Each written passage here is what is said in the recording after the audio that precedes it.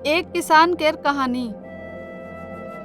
एक दिन यीशु झील के किनारे के पास रहें। वहाँ लोगन केर एक बहुत बड़ी भीड़ क शिक्षा देते रहें। वही का सुने के खातिर इतने सारे लोग आए रहें कि यीशु के पास उन सब ते बात करे के जगह नहीं बची रहे।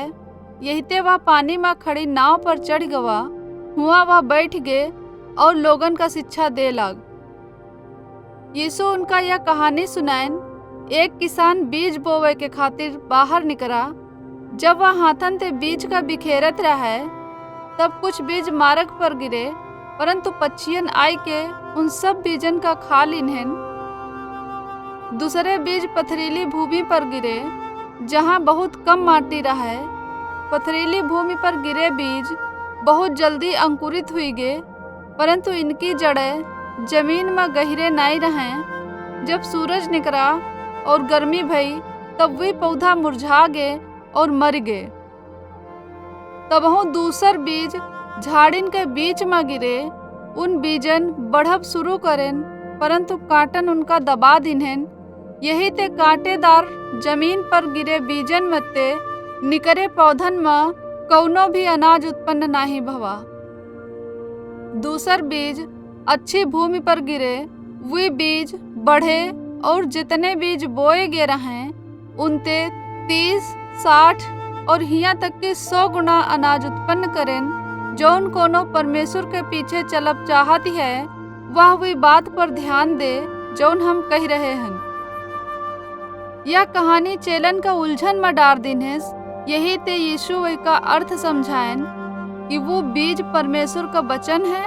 वो मार्ग एक ऐसा व्यक्ति है जोन परमेश्वर के वचन का सुनत है, परंतु वही का समझत नहीं है। तब शैतान वचन का वही के पास ते चुरा ले जाती है, अर्थात शैतान वही का वचन सुनते और समझते दूर रखत है।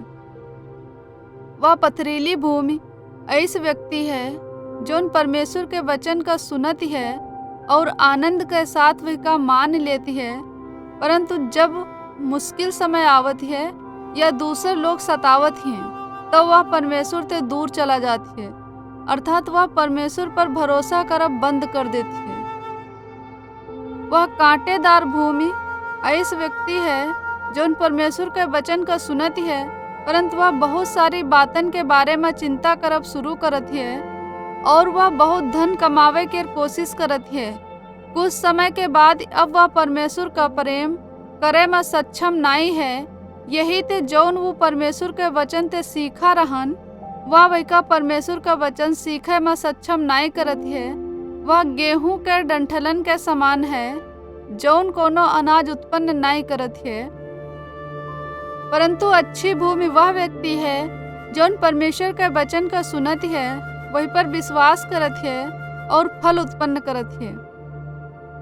मत्ती अध्याय 13, 1-8, 18-23। मरकुस अध्याय 4, 1-8, 13-20। लूका अध्याय 8, 4-15 में से एक बाइबल केर कहानी।